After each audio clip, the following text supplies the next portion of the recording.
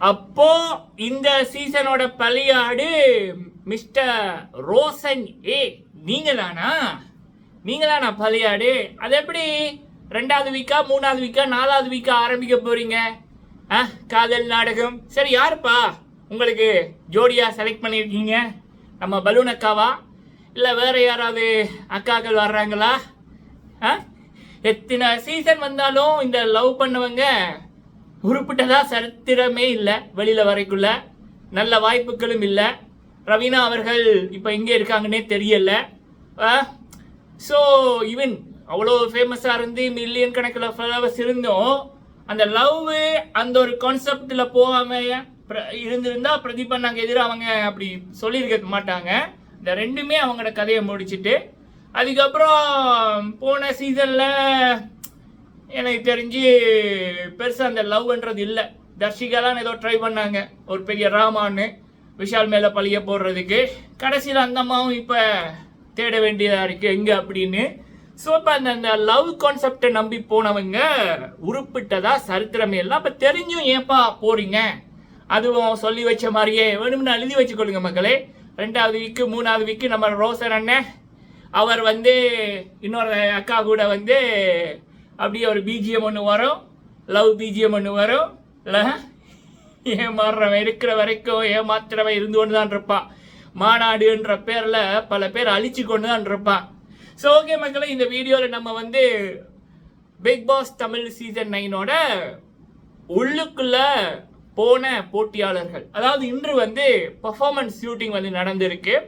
அந்த ஷூட்டிங்கில் யார் யார் பர்ஃபார்மன்ஸ் பண்ணியிருந்தாங்க, வீடியோ எடுக்கப்பட்டது அப்படியான தகவல்கள் வெளியில் வந்திருக்கு. அதை பார்க்கலாம். அடுத்தது வேற சில விடயங்கள், அது நீங்கள் பார்க்கக்குள்ள உங்களுக்கு புரியும். ஃபர்ஸ்ட் டைம் வந்திருக்கீங்க அப்படின்னா மறக்காமல் சப்ஸ்கிரைப் பண்ணுங்க. உங்களுடைய கருத்துக்களை தவறாமல் சொல்லுங்க. முடிஞ்சா பல பேருக்கு ஷேர் பண்ணுங்க. டனீஸ் வாய்ஸ் என்னுடைய 2வது 3வது சேனல், அதுலேயும் தொடர்ந்து பிக் பாஸ் 9ஓட அப்டேட்ஸ் வரும். அதையும் சப்ஸ்கிரைப் பண்ணி பெல் ஐகானை கிளிக் பண்ணி வைங்க, அப்டேட் வரும். ஓகே, ஃபர்ஸ்ட்டு ஷூட்டிங் இன்னைக்கு, அதாவது இந்த டான்ஸ் பர்ஃபார்மன்ஸ் அப்படின்ற மாதிரி சில பேர் பண்ணியிருக்காங்க. ஸோ அப்போ அவங்களுக்கான அந்த ஸ்டேஜில் ஷூட் எடுக்கப்பட்டது. அது எனக்கு தெரிஞ்சு நேற்று பிளான் பண்ணியிருக்காங்க. பட் அது இன்னைக்கு எடுக்கப்பட்டிருக்கு. நேற்று ஏதோ காரணத்தினால எடுக்க முடியலை. அப்போ அதில் பர்ஃபார்ம் பண்ண நபர்கள் அண்ட் அவங்கள பற்றி நமக்கு கிடைக்கிற சில தகவல்கள், அது என்ன வெளிப்படையாக பேசுகிற வேண்டியதானே என்ன ஸோ ஓகே, ஃபர்ஸ்ட் நம்மளுடைய ரோசன் ஏ அப்படின்றவர் முகத்தை பார்த்தாலே பலியாடு அப்படின்னு தெரியுது.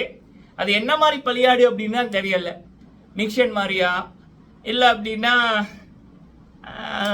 சரி அசல் கோளார். அவர் இப்போ நல்லா தான் இருக்காரு, ஆனால் பயங்கரமாக அடிபட்டார் அந்த சீசனில். ஸோ அப்போ இந்த சீசனில் இந்த லவ் கண்டென்ட் கொடுக்கறதுக்குன்னே இவர் ரோசன் ஏ அப்படின்றவரை அனுப்பியிருக்காங்க. சரிங்களா? அதாவது நம்ம சொல்கிறோம் இதுக்கு தான் இவர் போவார். சரி, இதை பார்த்ததுக்கு அப்புறமாவது அப்படி பண்ணாமல் வேற லெவலா ஒரு ஆம்பளை சிங்கமா அங்கே ஒரு ஆரிய போல பாலாவை போல செயற்பட்டாருன்னா சந்தோஷப்படுற ஆளு முதல் ஆளு நான். சரியா?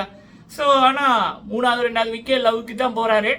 சரி பார்ப்போம் யாரை ஜோடியாக பிக் பண்ணுறாருன்னு. தப்பிச்சிருங்கப்பா, லவ் பண்ணவன் பிக் பாஸில் சரித்திரத்தில் உருப்பிட்டதாகவே இல்லை. வெளியில் வந்தோன்னே வீட்டு தான் இருக்கணும். முதல் 2-3 மாதத்துக்கு சும்மா ஒரு இதை போட்டு ஹாய் ஹாய் ஹாய் என்று லைவ் போட வேண்டியது. விஜய் டிவியில் ஏதாவது ஷோவு எவெண்ட் கிடைச்சா அங்கே போய் அதை போட வேண்டியது. அது 3 மாதத்துக்கு அப்புறம் எங்கே இருக்குன்னே தெரியாது. அவ்வளோதான். சரியா? ஸோ அப்போ அதுக்காக இந்த லவ் கண்டென்ட்டில் விழுந்துடாதீங்க. எவனாவது வந்தாலுன்னா தங்கச்சின்றீங்க அண்ணான்றீங்க, வேலை முடிச்சு. அதுக்கு 1க்கு 10 தடவைக்கிட்ட சொல்லுங்க, அதை கட் பண்ணிடுவாங்க லைவ்ல. சரி? ஸோ ஓகே, ரோசனே அவருடைய பர்ஃபார்மன்ஸ் நடந்திருக்கு. நீங்கள் இதை பற்றி என்ன நினைக்கிறீங்க அப்படி என்பதை சொல்லுங்க. அடுத்தது டான்சர் ரம்யா யோ. எனக்கு இவங்களை பற்றி எனக்கு கமெண்ட்ஸ் இல்லை. கஷ்டப்பட்ட பொண்ணு அப்படின்றாங்க. அவங்களுடைய டான்சர் அப்படின்னுக்குள்ள ஊராக போகணும், நிறைய அவங்களோட லைஃபே ரொம்ப கஷ்டமான லைஃப் அப்படி கேள்விப்பட்டேன், நிறைய ஆர்டிக்கல் பார்த்தேன். பட் இவங்களுடைய பர்ஃபார்மன்ஸ் பிக் பாஸ் வீடியோவில் எப்படி இருக்கும் அப்படின்னு எனக்கு தெரியல, என்னால் சொல்ல முடியல. ஒருவேளை தாமரை செல்வி மேம் அவர்களை போல இல்லை அதை விட சிறப்பாக கூட பண்ணலாம். இல்லை அப்படின்னா என்ன பண்றேனே தெரியாம வெளியில போக கூட சான்சஸ் இருக்கு. ஆனா இவங்கள உள்ள போட்டதுக்கான ரீசன் வந்து எமோஷனல் கனெக்டை வந்து மக்களோட கனெக்ட் பண்ணுவாங்க. கடந்து வந்த பாதை அப்படின்றதுக்குள்ள லைவ்ல அவங்களோட கதைகளை சொல்லக்குள்ள கண்டிப்பா அந்த மக்களோட சாதாரண ஒரு அடித்தட்டு மக்களோட கனெக்ட் ஆகும் அப்படின்ற ஒரு பெரிய நம்பிக்கையில பிக் பாஸ் டீம் வந்து இவங்களை உள்ளுக்குள்ள போட்டிருக்காங்க. ரம்யா யோ அப்படின்றவங்க. பட் எனக்கு இவங்களை பத்தி ஒப்பீனியன் இல்லை. பார்ப்போம். ஃபர்ஸ்ட் 2 days பார்த்துட்டு இவங்களை பற்றி ஒப்பீனியன் நான் சொல்றேன். அடுத்தது 3வது நபர் ஆதிரை சவுந்தரராஜனா, ஆதிரை சரிங்களா. ஆதிரை அவங்க இந்த பிகில் படத்துல அப்புறம் வரலாறு முக்கியம் அப்படின்ற படத்துல நடிச்சிருப்பாங்க. மகாநதி சீரியல், விஜய் டிவியோட சீரியல்ல சரவணன் சாரோட ஆரம்பத்துல ஜமுனா கேரக்டர் பண்ணவங்க. பிறகு விலகிட்டாங்க இந்த வருட ஆரம்பத்துல. இவங்க வந்து கஷ்டங்களை தாண்டி தான் இந்த இடத்துக்கு வந்திருக்காங்க. ஸோ அப்போ கஷ்டங்களை தாண்டி வந்தவங்க வந்து அந்த ஒரு வாய்ப்பை வீணாக்க விரும்ப மாட்டாங்க. இந்த லவ்க்குள்ள போய் விழுறது. சீசன் 7ல் ஒரு கூட்டமாக சேர்ந்து இந்த மாயா கூட்டமாக சேர்ந்து பிரதீப்புக்கு பண்ண அநியாயம். ஈவன் மாயா பூர்ணிமா கூட நம்ம குறை சொல்ல முடியாது. அவங்க ஒரு கேம் பிளே பண்ணாங்கன்னா அந்த ஷோக்கு நடுவர் 130 கோடி சம்பளம் வாங்கி போட்டு நடுவராக இருந்த கமல்ஹாசனுக்கு எங்க போச்சு புத்தி, ஈகோ, மண்டை ஃபுல்லா ஈகோ. ஸோ அப்ப மாயா பூர்ணிமாவை கூட குறை சொல்ல முடியாது. அவங்களோட கேமை பிளே பண்ணாங்க. ஈவன் லைவ்ல மக்கள் பார்க்குறாங்கன்னு தெரிஞ்சும் அவங்க ஒரு கேமை பிளே பண்ணாங்க. ஆனா அந்த ஷோவை நடத்தி 135 கோடி வாங்கின கமல்ஹாசனை தான் முழு காரணம். சரியா, மாயா பூர்ணிமாவை இதுல விட்டுறலாம் இனி. ஸோ அப்ப அப்படி ஒரு சம்பவங்கள் நடந்தது. ஒரு பக்கம் இவங்க ரொம்ப கஷ்டப்பட்டு இந்த இடத்துக்கு வந்திருக்காங்க.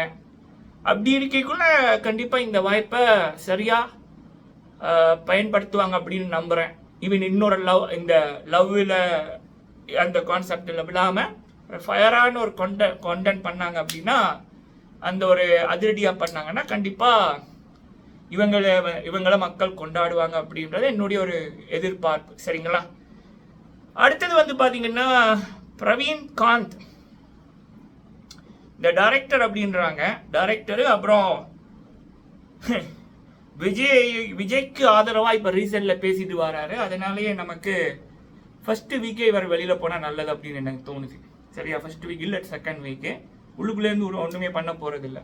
41 பேர் இழந்திருக்காங்க. அதுக்கப்புறமும் விஜய்க்கு ஆதரவா இந்த சின்ன பொடியனுங்க போல ஐ ஸ்டாண்ட் வித் விஜய்ன்ற மாதிரி இந்த ஒரு 50+ ஏஜ் ஆள் வந்து இப்படி சொல்லுறாரு அப்படின்னா, இவர் பிக் பாஸுக்குள்ள போய் என்னத்தை நம்ம இவர்கிட்ட கத்துக்க போறோம்? இல்ல என்ன பண்ண போறாரு?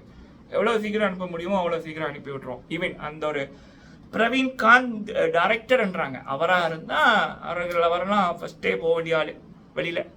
அடுத்தது அரோரா அவர்கள், அரோரா சின்க்ளியரா அவங்க, அரோரா பலூனக்கா அவங்களும் பெர்ஃபார்ம் பண்ணியிருக்காங்க.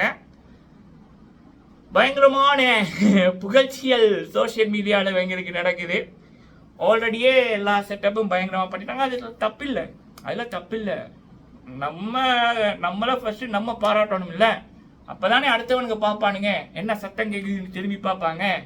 ஸோ அதில் தப்பில்லை. ஆனால் அந்த செட்டப்புக்கு ஏற்றது மாதிரி உள்ளுக்குள்ள நல்ல மாதிரி பண்ணணும். அங்கே போயிட்டு இந்த Roshan, hi Roshan I love you அப்படின்னாம இல்லை லவ் வீக்கு கண்டதை பண்ணாம ஃபயரா பண்ணாங்கன்னா நம்மளே கொண்டாடுவோம். சரியா.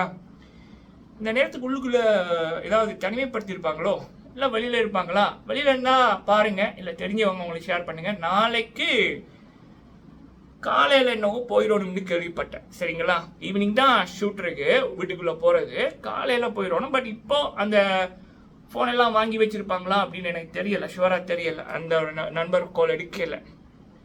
ஸோ அடுத்தது வந்து பார்த்தீங்கன்னா நம்மளுடைய ஜனனி அசோக் குமார் மேம் அவர்கள் ஃபர்ஸ்ட் வந்த பேரே இவங்களோட பேர் தான். இவங்களுடைய பர்ஃபார்மன்ஸும் ஷூட் பண்ணப்பட்டிருக்கு அப்படி என்பது அப்டேட்.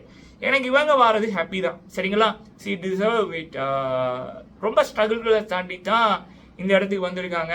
ஸோ அப்படி ஸ்ட்ரகிள்ஸை தாண்டி ஒரு வாய்ப்பு கிடைக்கக்குள்ள அதை கரெக்டாக யாராக இருந்தாலும் பயன்படுத்திக்குவாங்க. இவங்களுக்கு நிறைய அனுபவம் இருக்கு.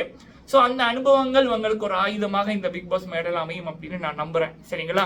ஸோ இவ்வளவு பேரோட பர்ஃபார்மன்ஸ் நடந்திருக்கு, ஷூட் பண்ணியிருக்கு அப்படின்றது எனக்கு 2.5 மணித்தாலும் 3.5 மணித்தாலும் முதல் கிடைக்கப்பட்டது. நம்ம இப்போதான் வீட்டை வந்து ரெக்கார்ட் பண்ண சான்ஸ் கிடைச்சிது. ஸோ ரோஷனே, ரம்யா யோ, ஆதிரை, பிரவீன்காந்த், அரோரா, ஜனனி, அசோக் குமார். ஸோ 6 பேர் மக்களே. இன்னும் 13-12 பேர் உள்ளே போவாங்கன்றது தகவல். அது யார் அப்படின்றத கிடைச்ச உடனே சொல்கிறோம். நீங்கள் உங்களுடைய கருத்துக்களை சொல்லுங்கள். அடுத்தது இந்த வீட்டோட படம் வெளியில் வந்துட்டு அப்படி இப்படின்றாங்க. நான் அது உண்மையான வீடு தானா இல்லை பழைய வீட்டை எடுத்து போட்டு வியூக்காக போடுறாங்களான்னு தெரியல. அதை பற்றி நாளைக்கு பேசலாம். நன்றி.